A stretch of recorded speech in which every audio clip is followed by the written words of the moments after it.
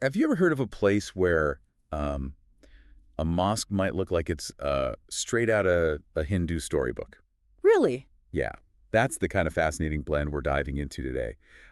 Shared sacred spaces in India where different faiths just intertwine. It's incredible, isn't it? We're talking about places where the architecture, the rituals, and even the deities worshipped represent like this fusion of belief systems. Exactly. Like Yeah. imagine walking into a mosque and seeing intricate carvings that wouldn't be out of place in a Hindu temple. Oh, yeah. That's the kind of complexity we're going to unpack today, looking at sites like Somnath, Ajmer Sharif, and Haji Ali Dargah. These places offer a unique window into how Hindus, Muslims, Jains, and Buddhists have interacted and even shared religious practices for like centuries. Yeah. For centuries. I think it's easy to forget how much history is layered in these places. Right. To really understand it, we need to go back, Right. talk about the arrival of Islam in India and how that set the stage for these interactions. Absolutely. Think about it. Islam arrived in India in waves, starting as early as the 7th century. Over centuries, you have interactions with existing religious groups, from the dominant Hindu population to Jains, Buddhists, and eventually the Sikhs, who emerged as a distinct faith around the 15th century. It's mind-boggling to think about how all these different belief systems were coming together in this one place. Yeah. It wasn't always peaceful, though, right? I mean, Somnath, the temple we talked about earlier, that was destroyed and rebuilt multiple times. Somnath is a powerful example of how those interactions could be fraught with conflict. Mahmud of Ghazna's raids in the 11th century were devastating, but the repeated rebuilding of the temple speaks volumes about the resilience of the Hindu community. Each time they rebuilt it was a statement.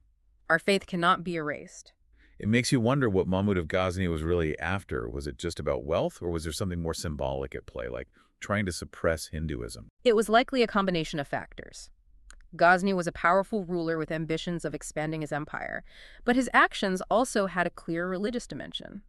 Somnath was a prominent Hindu pilgrimage site, known for its wealth.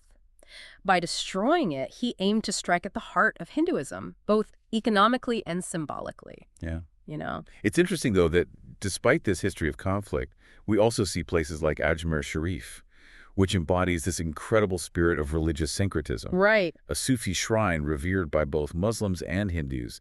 That feels like a completely different energy. Ajmer Sharif is a beautiful example of how different faiths can coexist and even enrich each other. The shrine is dedicated to Mainuddin Chishti, a Sufi saint who preached a message of love, tolerance, and unity. And his message clearly resonated with people across religious boundaries. Okay, this is where it gets really fascinating. Mhm. I read that even Mughal emperors like Akbar, known for their devotion to Islam, showed deep respect for the Chishti order. Akbar's interactions with the Chishti order go beyond simple respect. He visited Ajmer Sharif multiple times, seeking blessings for his rule and even for an heir. His monumental gate at Fatehpur Sikri, the Buland Darwaza, is partly seen as a tribute to the Chishti saint, built after a successful military campaign. It's amazing how a figure like Moinuddin Chishti could bridge those religious divides. And it makes me think about another fascinating detail I came across. Guru Nanak, the founder of Sikhism, actually served a Muslim dynasty. That's right. Guru Nanak worked for the Lodi dynasty and was known for his fluency in Persian, the language of the Mughal court. This detail reveals how intertwined religious life was at that time. Serving a Muslim ruler wasn't seen as a contradiction to Nanak's spiritual path. Wow, hadn't thought of it that way. It's just a level of tolerance and cross-cultural exchange that's hard to imagine in some parts of the world today. And that spirit of exchange is reflected in the architecture of these shared spaces. Jodh's palace at Fatehpur Sikri, for example, is a stunning example of how Hindu and Islamic architectural styles could blend seamlessly. So we're not just talking about grand gestures like the Buland Darwaza, but also about the intricate details of these buildings. What kinds of elements are we seeing in these fusions? You'll see elements like intricate jolly work common in Islamic architecture, but the motifs within those screens might be floral patterns often seen in Gujarati temples. Or take the domes, a hallmark of Islamic architecture. But at Jodh's palace, you'll see them alongside chhatras, which are these small, pavilion-like structures often found in Hindu architecture. It's like they're speaking two architectural languages at once, and somehow it all comes together beautifully. It makes me wonder if this blending was a deliberate choice, or did it just happen organically? That's a great question. Sometimes it was clearly deliberate. Rulers would commission buildings that incorporated elements from different faiths, possibly to project an image of inclusivity or to appeal to a diverse population. Think of it as a form of visual diplomacy. Ah, so syncretism as a tool of political authority. Mm-hmm. That makes a lot of sense. Yeah. But you're saying it wasn't always so calculated. Right. In other cases, the blending happened more organically as artisans from different backgrounds collaborated, each bringing their own traditions and expertise to the table. Imagine Hindu and Muslim craftsmen working side by side, sharing techniques and ideas, their artistry merging into something new and unique. So it wasn't just about rulers imposing their vision, it was also about everyday people, artists and craftsmen, creating something beautiful together. Exactly. It really adds another layer to this whole idea of shared sacred spaces, doesn't it? It absolutely does. And it highlights the fact that these spaces aren't just about physical structures. They're also about the people who created them, the communities that worshipped in them, and the shared experiences that shaped their meaning over time. Speaking of shared experiences, I'm curious to learn more about the actual practices and beliefs that were shared at these sites. Hmm? Is it just about the architecture, or are we talking about something deeper? Did people actually adopt rituals or beliefs from other faiths? That's where things get even more interesting. The blending we see in the architecture extends to rituals, beliefs, and even the deities themselves. We'll delve into those fascinating intersections in the next part of our deep dive. Let's shift our focus now to another remarkable shared sacred space, the Haji Ali Dargah in Mumbai. It's a mosque, but like the sites we've discussed, it attracts people from various faiths. I've seen pictures. It's that beautiful white structure built on a tiny island, right? Yes. It looks almost like a mirage floating on the water. Yeah, you're exactly right. And that unique setting adds another layer of meaning to the site.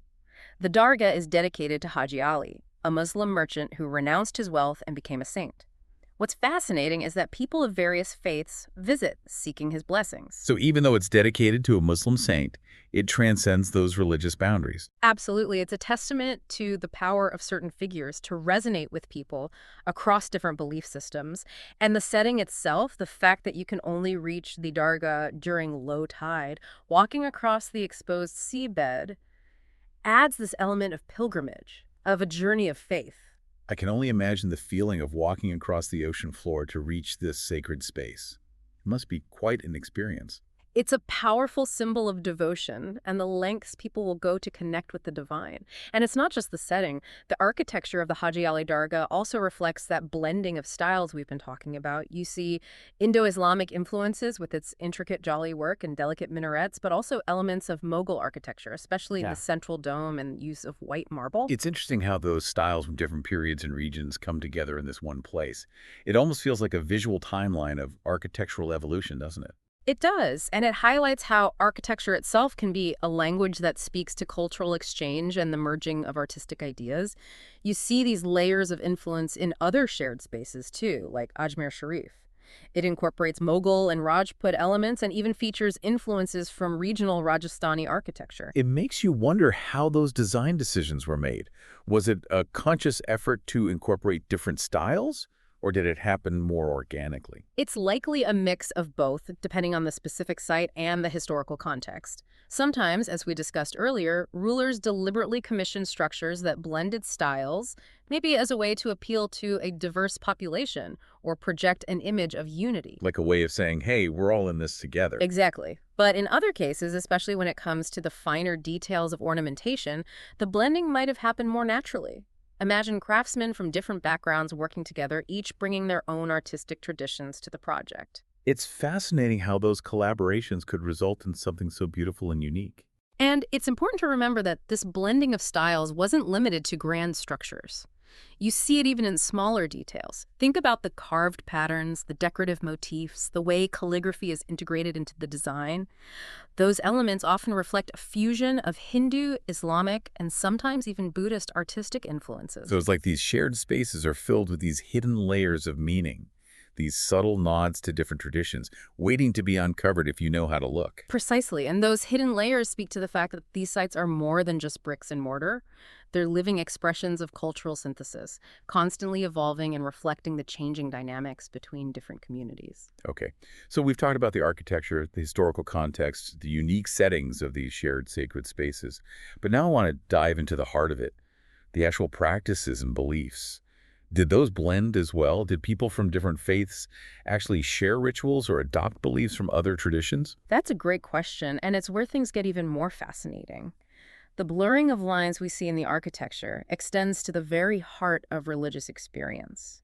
The beliefs, the rituals, and even the deities themselves. So it really gets to the heart of what makes these spaces so fascinating, right? It's not just about the buildings themselves, but the way they reflect this deeper blending of beliefs. Yeah, I'm really curious about that. Did people from different faiths actually share rituals or even adopt beliefs from other traditions? You know, it's remarkable how certain figures transcend their traditional religious boundaries and become these points of reverence for people of different faiths.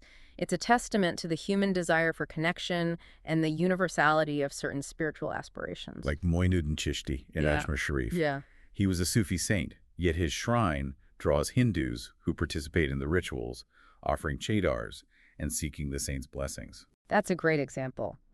It speaks to a shared belief in the power of certain individuals, regardless of their specific religious affiliation. Think of it as recognizing the divine light shining through different vessels. It's like a recognition of a shared spirituality or maybe a belief in a universal power that manifests in different forms for different people. It challenges how we often think about religion in these like rigid categories. Absolutely. It raises profound questions about the nature of belief itself. Is it about strict adherence to a specific doctrine, or is there room for fluidity for finding meaning in practices that resonate with us on a deeper level? That's a big question, especially when we consider those stories of deities like Krishna, who we mentioned earlier, was absorbed into the Hindu pantheon and became an avatar of Vishnu. Right. It suggests a certain dynamism and openness within Hinduism. Yes, that absorption speaks to the adaptable nature of Hinduism, its capacity to accommodate diverse beliefs and practices. And we see echoes of that in how some Hindu communities revere figures like Moinud and Shishti. It's almost like a reminder that these religions have evolved over time, incorporating influences from each other and adapting to the changing cultural landscape. They aren't static, but these living traditions that continue to grow and change. And those influences are often reflected in shared practices. Consider the offering of incense, the lighting of lamps, or the practice of circumambulation. You see these rituals in Hindu temples, mosques, and even some Sufi shrines. So we're seeing an overlap, not just in figures of reverence, but also in the ways people express their devotion, the rituals that connect them to something larger than themselves. It's like a shared vocabulary of faith, expressed in different languages, but conveying similar sentiments of reverence, humility, and a yearning for spiritual connection. And these shared sacred spaces become the meeting points for those expressions, a testament to the possibility of different faiths coexisting and even enriching each other. But it's important to remember that this history of religious syncretism in India hasn't always been harmonious, right? We can't forget about the conflict, the destruction of sites like Somnath. You are absolutely right. Somnath reminds us that there have been periods of conflict and tension. Even in cases of shared reverence, we need to be aware of the power dynamics at play. Yeah. It makes you think about how rulers sometimes use religious syncretism to solidify their authority. Sponsoring these spaces or participating in different faiths' rituals could be a way to demonstrate power and legitimacy. Exactly. While we celebrate the beauty of shared sacred spaces and the potential for interfaith understanding, we must also be mindful of the complex historical and political factors that have shaped these interactions. This has been such a fascinating deep dive into shared sacred spaces in India. They offer a glimpse into this rich tapestry of religious interaction, the possibilities for coexistence, and even the blending of faiths. It really makes you think about the nature of belief itself. I completely agree. These spaces invite us to reflect not just on the history of religion, but on our own individual search for meaning and connection in a world of diverse beliefs and practices. They offer a model for how we can approach difference with curiosity and openness, seeking common ground while respecting the uniqueness of each tradition.